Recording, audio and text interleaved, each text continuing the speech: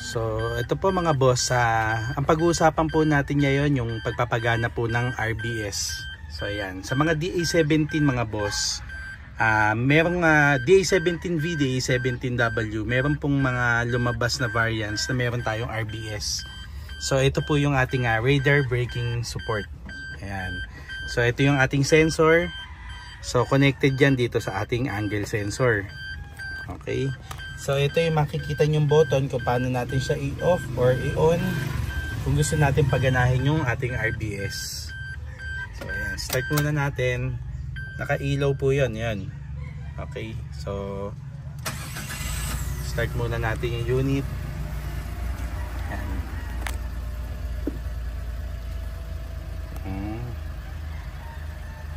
Dito tayo sa ABS. So ang importante mga boss, yung ating angle sensor, isi-0-0 muna natin siya. So check muna natin dito sa ating scanner. Naka live data tayo. Kaya makikita nyo yung steering angle sensor naka negative 10. So kailangan naka 0 yan. So hindi naman ho basta-basta mapuputol yung ating clock spring. May allowance siyang konti pero kailangan naka-align pa rin tayo sigurado. Ayan. So kabit natin muna to. So nagalaw 0 degree. Okay.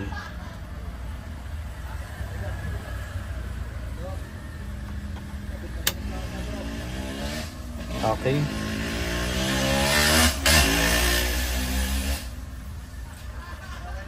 Nakakabit na yung socket. So kung ayan, naka 0 degree tayo. So bago natin ikabit yung ating steering wheel, yan. So kailangan nakasentro.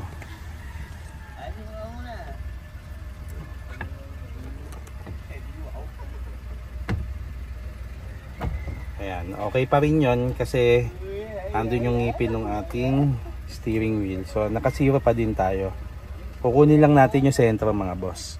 Ayan. So pakita ko lang, nakagitna yung ating steering. Ayan, nakagitna siya. So pagdating dito sa ating steering angle sensor, 0 degree siya. Ayan. So kabit muna natin to mga boss. Ito ay dikit natin. Mamaya subukan natin yung ating RBS kung gagana. So ibunggo natin sa sa isang ano ba pwede natin gamitin dyan do? Yung ating insulation, ano? Yung insulation, testing natin, drive muna natin yung unit pagka nakabit na natin to. Okay.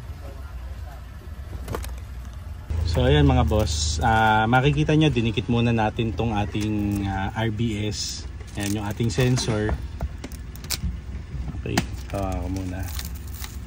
Ayan, dito na rito. Ayan, so didikit muna natin. Nakasilan po yan mga boss. Ayan. Ayan, so explain ko lang po sa inyo, hindi ho lahat ng DA17 merong kasamang RBS. So may mga variants sa Japan na wala talagang kasama nito. Naman, so sa atin may mga nagpupunta dito gustong paganahin yung RBS, kaya lang yung connection mismo ng electrical wala na, condemn na. So pagka mga ganon, wag na lang natin paganahin. Ito naman, option naman ng ating buyer to sa ating mga DA17 kung may kasamang ganito, pwede natin paganahin. So additional po yan na 5,000. Okay, so ang angle sensor po talaga ay nasa 4,500 yata yung brand new. May nabibili na tayo niya kay Sir Danny Kadsawan, meron yan. Ayan, meron din sa Aerial, meron kay Sir Dennis ng Pampanga. Ayan, yung Pat Every, kanya yon, kay Sir Dennis. May available din siya niya na angle sensor. So sa part ng Davao, Cebu, meron din yata nabibili. Okay.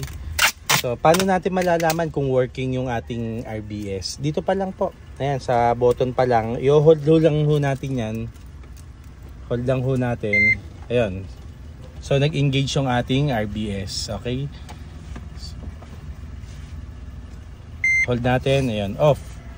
Yung ibang buyers ayaw ng pagganahin to kasi nga naman yung iba natatakot, bigla na lang pepreno once na may mag-overtake sa atin or may magkat na mga motor, ayan, automatic pepreno kayo. So minsan nakakagulat kasi nga hindi natin inaasahan bigla siyang pepreno. But once na ma-detect ng ating RBS na merong object sa harapan ng unit natin. Okay. So testing po natin yung yung RBS natin. So ayan mga boss, waiting yung dalawang tropa. Ang sasagasaan natin yung insulation, hindi yung dalawang tropa. Ayan, tetestingin lang natin yung RBS. Ito yung ating RBS. So i-ano muna natin to, hayaan muna natin matuyo yan bago natin tanggalin yung tape. So naka-align na yung ating steering tsaka yung ating angle sensor. Okay, itutok mo dun sa dalawang tropa. Ay, sa dashboard tayo. At ayan, yung kita yung dashboard para makita na okay. So ayan, subok.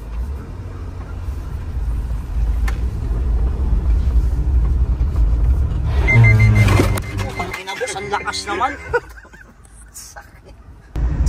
So yun, okay.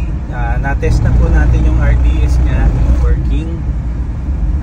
Ayan, yun po yung isang nakalimutan ng ating kasama. Hindi siya nakapag-seatbelt. Ayan, pumasok doon sa ilalim ng dashboard.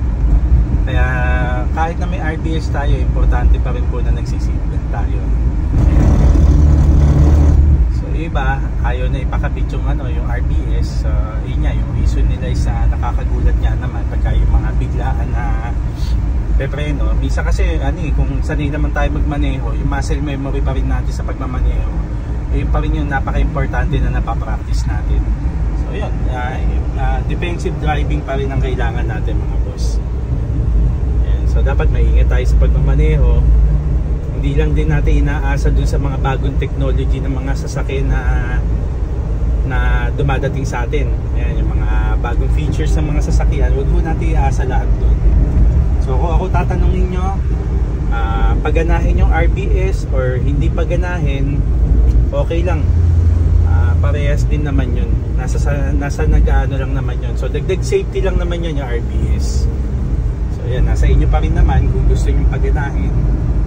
Okay, meron tayong additional na 5,000 sa installation.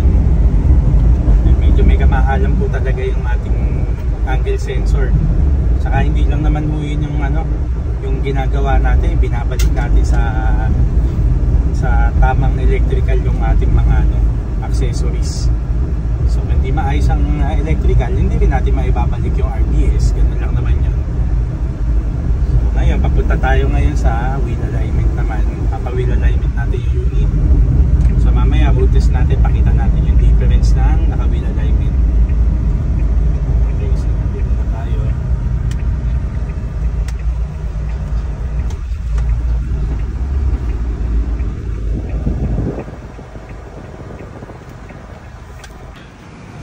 So ito, wheel alignment tayo mga boss. So, yung importance ng wheel alignment natin para hindi mabilis maupod yung gulong natin. Yan, kadalasan pagka hindi naka wheel alignment yan, yung kaliwa or yung loob, yung labas ng gulong natin, mapapansin natin hindi pantay yung kain. Or pagka nalubak tayo, minsan kumakabig. Ayan yung mga kailangan ng wheel alignment. Lalong-lalo na sa mga ganitong unit, maliliit lang yung gulong. So yan, sensitive sa mga lubak yan. Kung hindi maganda yung alignment ng gulong natin, kusa siyang kakabig. So yan, sinasama na natin to sa natin, sa pag-release ng unit natin. Yan, naka-wheel alignment na dapat. So yan mga boss, summarize ko na lang yung ginawa natin dito sa unit na D17V semi-wagon. Yung ating alignment ng angle sensor, pinagana natin yung RBS. So ayan, wheel alignment. Okay, so ayan, dire-diretso na po tayo mag-pictorial or pagkuha ng video sa unit. Ito yung ating